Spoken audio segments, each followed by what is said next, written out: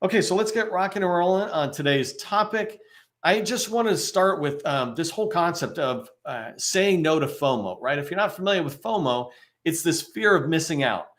Sometimes we think that if we say no to this thing over here, then we're going to lose out on all these other things. And what I'm going to teach you today, and what I'm trying to convince you, is that if you can say no to the all of these other things and just pursue that one thing, then you will get all these other things, right? And so it's this idea of focus. FOMO ruins our ability to focus because it makes us look here, look there. We also call it the shiny object syndrome, where we see a shiny object and we have to go to it. And so fear of missing out, this FOMO, prevents us from really focusing on who do we want to sell to a customer, what do we want to sell, and what are we best at, right? And that's why you'll see me constantly talking about focus. And FOMO is when you can get over FOMO, fear of missing out, you begin to really develop a habit and a mindset of focus. And that's what I want for you. So I'm going to use a lot of examples today on how you can look at your company and address, make sure you're focused in a way that when you focus on less, it'll help you achieve more. More sales is exactly what we're looking to get, right? So we're going to be diving into that. If that's what you want, put into the chat, say no to FOMO, say no to FOMO, say no to fear of missing out. Put that in the chat, right? Let me know you're tracking on it. Say no to FOMO into the chat. If you don't know who I am, my name is Neil McDonnell. I'm the president of the GovCon Chamber of Commerce, and I want to welcome you to my daily live federal sales training, where I teach people like you how to succeed in the federal market. I spent 20 years in the federal market as a small business owner. And since 2018, I've been teaching people like you that government contracting is not a secret. It's just a process. When we follow the process A to Z, we have repeatable, predictable results. And that's what you want. And that's what today's training is really driving forward, is if you focus, right, and if you really zero in on what your company is best at and sell that first, right, use that to get in the door, then you're going to have a lot of success out there. And that's what I want for you. Before we get too much further, do me a favor, help buyers remember who you are, and put your company name into the chat. Put your core competency into the chat, 2 or 3 words into the chat. I'm actually going to ask you later as we go along to be more specific about your core competency, but go ahead and put your core competency into the chat and let us know who you are. If you feel comfortable, put your LinkedIn company page into the chat, or your website. Make it easy for those of us who want to do more research about you and your company. Make it easy for us to do that. Okay, let me switch over. I wanted to start first just with this idea of core competency. And as you're looking at people put information into the chat, you can see what people put in as a core competency. But a core competency fundamentally is what you're best at. If you've ever seen me talk about the 7-step process for federal revenue success, I'm always talking about this idea that you have to have a solid core competency in order to have a slam dunk opportunity that will lead to a winning proposal and more sales. But it all begins with, in this scenario, it all begins with you having a solid understanding of what are you best at. And there are all sorts of things that you could do, right? That's not what you want to talk about at the moment. Core competency is something that you can say to somebody else and they will remember. So an example is if I go into a federal agency and I'm meeting with somebody and I say I do workforce development. That's a pretty straightforward thing, right? A core competency, when I talk about it, can be a single word or a phrase, but it's still one thing. Workforce development is one thing. And that's the idea. But when you have a core competency like this, you can use it as a beachhead to get into the government. And I'll explain this a lot more, but you can use it to get in and then grow your company. If you try to sell everything, it's hard to get in. But if you come in with a tip of a spear, or what we call a beachhead approach, you'll be able to get a lot more success faster, and then grow a lot more faster. I just wanted to show you, just so you understand what I mean when I say beachhead and kind of where I get it. Let me share my screen really quick.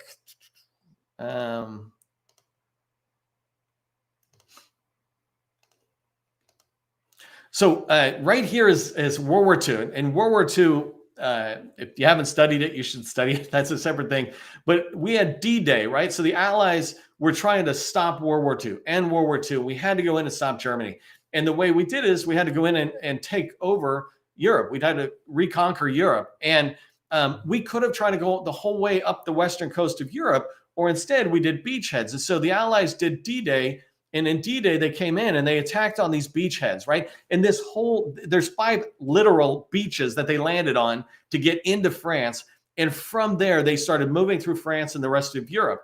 And the idea was they could get in and get this much land, make it safe for more troops, more equipment, more weapons, et cetera, to come in behind them. And then they could keep growing, right? So this idea, when you think about it from a warfare standpoint, it makes sense. You take over something small and then you just keep growing it. By the way, I was in the 2nd Ranger Battalion, so it was fun doing this preparation for you to see them showcasing the 2nd Ranger Battalion right there at Pointe du Hoc. So that's where we were. Just so no one asked me, no, I wasn't there in World War II, but my battalion was. Here's another example, right? You see right here is Normandy at the bottom of France. And it's this one area. And the idea is when we landed there, the Allies were able to push through the rest of Europe, coming up into Belgium and into Germany and ending the war, right? Basically, that was World War II in a nutshell. But this idea of so many of us think that we have to attack all of Europe to try to get in and end the war. So it's like, no. Come in on a beachhead, establish a foothold, get inside the government contract world, and then start going through Europe, then start going through the Department of Education or HHS or whatever you're going after. So that's the idea of a beachhead, right?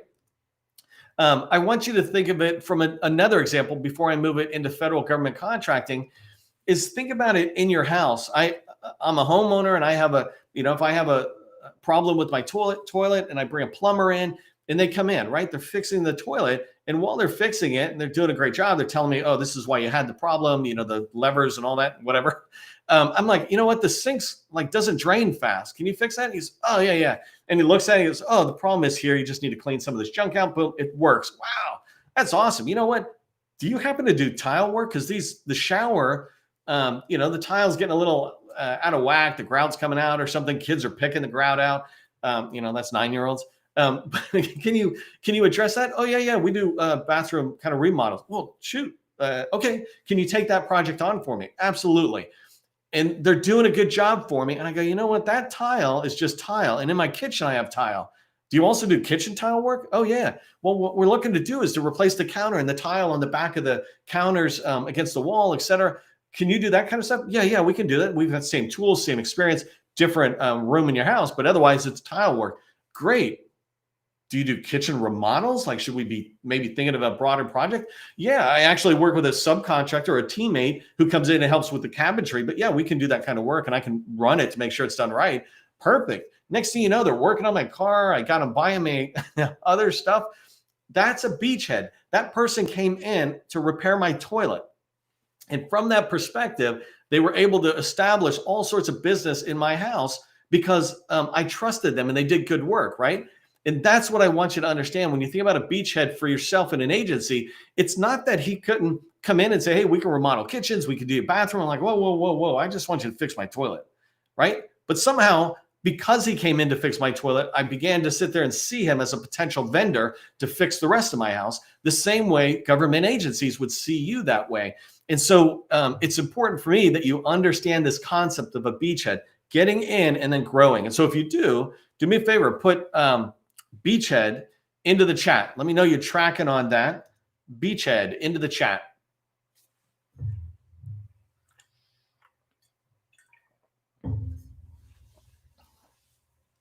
So I want to give you a few examples of a beachhead within the federal government. So the first one I'm going to use is my last company. And there's people in our community right now who also do what I did in my last company.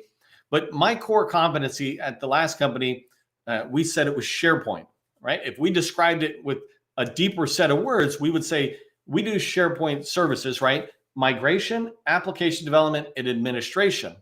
And this is something I want you to start thinking about your own company. Yes, you do a lot of stuff. Yes, you can sell the government a lot of stuff, but it's hard for them to remember a lot of stuff. But it's very easy for people to remember SharePoint as an example. We started getting called, oh, that's that SharePoint company. No, we do all sorts of other stuff. And then we learned it's like, forget that. We won't tell them we do anything else. We'll just be the SharePoint company, the plumber who's going to fix the toilet. And then once we're in, we'll grow. And so I do migration, app development, and administration, which is basically operations of the SharePoint environment. But the point is, we were able to get in and we were the best at this. We were as good as Microsoft. Just to put it in perspective, we were a small business. Microsoft is, Microsoft.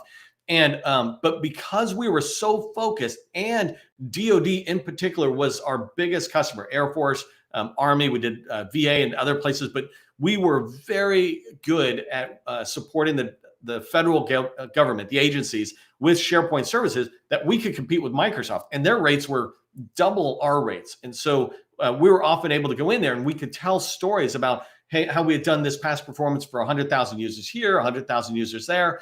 Those are huge because we were so focused. Well, my point is, as we moved forward and they trusted us, we were able to get projects that weren't directly related to SharePoint, but you could spin it off. For example, we got document management, knowledge management projects, records management projects. This is where I became a certified records manager in the Presidential Record Act and the Federal Records Act. And we started doing projects like that, and projects that began to expand into scopes of training people about policies around their records. Pretty far cry away from SharePoint, but we didn't come in the door saying we do all these things. We just had that expertise to keep going. Same thing with application development. We were doing application development in SharePoint. SharePoint is a application development platform, but because we had the skill sets of app developers and we're in with the CIO shop, they're asking us, hey, can you do Salesforce development? Can you do, we've got these big legacy apps, including Fortran-based apps from way back in the day. Can you do these things? Well, we need to bring on some people on our team, but yeah, absolutely, we can do that. They were looking to us as a trusted vendor, and just began to expand what we do. And the last example on this is administration, right? Office 365 and cloud management. So if SharePoint is here, Office 365 is the big cloud that it sits on. And so we were able to get up there and begin to help them out with just running their cloud platforms. And all of this is kind of leading to process improvement. And I'll tell you this one last example. We could have gone in and said, hey, we do enterprise architecture. For those of you who don't know, it's basically IT type stuff, enterprise IT architecture, but we never did. But as we had experience within this is DHS and a customer within DHS, we approached them to go after a huge enterprise architecture work with a SharePoint foundation saying, hey, we can do this. But because we had the past performance, because we had established the beachhead and actually began to take over all of France, if you will, they trusted us and they listened to our recommendations. We brought data and evidence, we brought past performance, and we brought the trust that we had developed with them that enables us to go forward. But if we had come in and said, hey, we do all of this, it would have confused them. Well, I don't know where to put you. You guys seem a little disorganized. You're not really putting your energy towards one thing. I don't know if we'll go with you. But because we came in with a beachhead, we're able to grow it. And so I want to give you two more examples that are like that, one in construction and one in cyber. But before I do me a favor, in the chat, I want to see you go through this exercise really quick. Don't just be here to hear me talk. Actually improve your business as you go forward a little bit each time, right? What's your one word core competency? I know up above you put your core competency, but right now in the chat, just put one word. And when I say one word, it can be a phrase. So it could be SharePoint, like mine, one word, or it could be workforce development. But what's your one word? And let me give you like 30 seconds to do that. One word or one phrase. Don't make it a long sentence. Workforce development is about as long as I'll go, because I'm going to ask you a second question after that.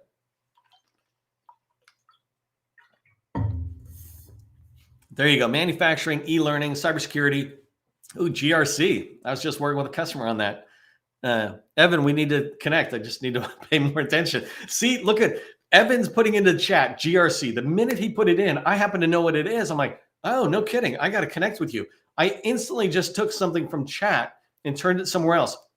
Using one word that's the right word or right phrase, like somebody's doing subsurface locating. I don't know what that is, but the people who buy that sure know what it is. So let me take you to the next exercise. So you finish putting the one word in.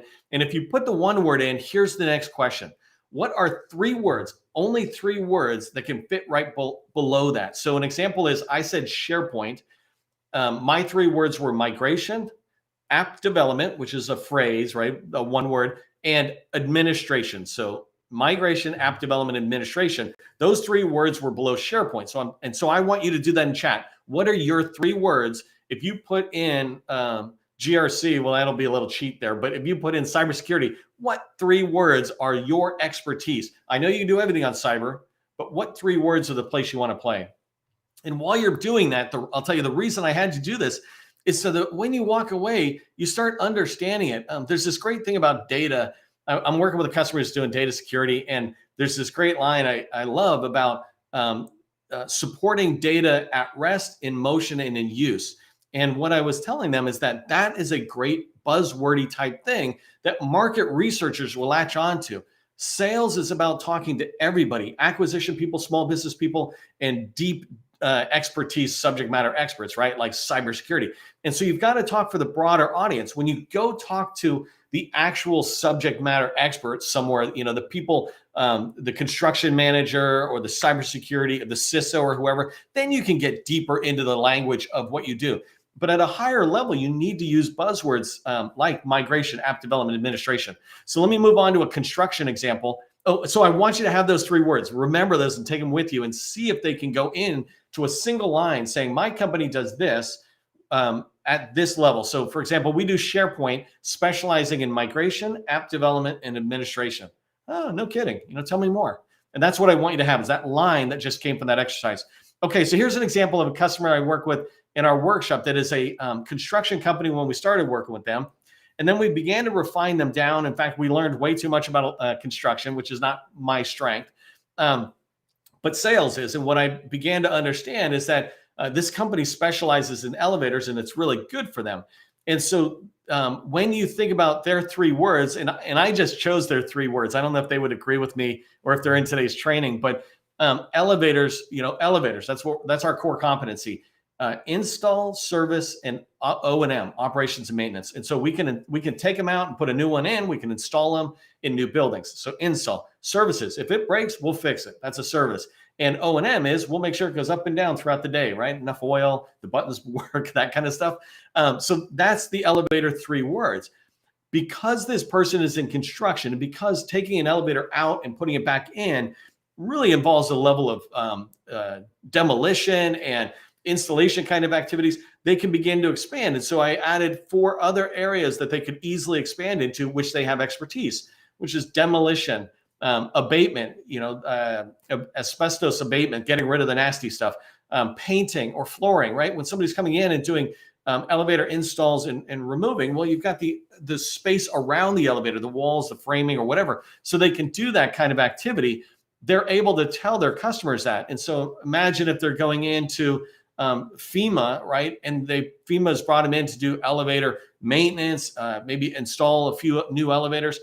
They have built the trust with this agency as a trusted vendor that they can begin to talk to them about, well, we do these other things, right? So you're inside the wire, you can have these conversations. Or more often than not, if you watched yesterday's training, where is the very first place the buyer looks when they do market research? It's not DSBS, which is my favorite thing to say, right? It's the incumbent. They look at incumbents and say, you know what, can we give this to an incumbent, maybe as a task order on an existing contract? You want to be that incumbent who's doing a good job and making it clear what you do. So that was an elevator example. And I want to use one more example for data security. Data security, if I go in and I say I do data security, I might, and I kind of butchered this one a little bit because I'm working on it with a customer, so I don't want to give all their secret sauce yet. But an example of 3 things I do is data security. I might say zero trust, the ATO or authority to operate, basically being able to use a system, and then data governance and architecture. So I'm trying to talk to a broader audience here, but keep those 3 in mind, right? If I'm saying I'm doing data security, then I'm just trying to use 3 words. But once I'm in, where could I go? Well, data security is fundamentally just cybersecurity. And so you can expand into the cybersecurity realm, or you could expand into the process improvement realm. So if you're doing data security, that means you're touching data and you're probably interacting with the data owners, the people who are creating the data or using the data. Well, then maybe you can get other projects with them that allow you to say, hey, we do project management or process improvement. We can build applications that allow you to manipulate that data better. We can implement emerging technology like artificial intelligence and machine learning. But if you go in and say, hey, we're a machine learning AI company, we do cybersecurity, all cybersecurity. We can also build applications, do project management and process improvement, right? You say all that stuff and people are going to go, well, you're not Booz Allen, right? And so how can you really do that with the limited resources you have? Even if you're a $40 million firm, if you're saying you do too many things, it's confusing for the other person. And so you need to have this one message that gets you in. Once you're in, then you spread across that realm that's out there. So do me a favor. If those three examples of the beachhead examples made sense and you're following along with what I'm saying, do me a favor and put focus into the chat, because that's the whole reason I'm saying this is focus. I want you to focus. And I'm going to wrap up with telling you why this works, why this beachhead approach works, where you come in with one thing and you expand.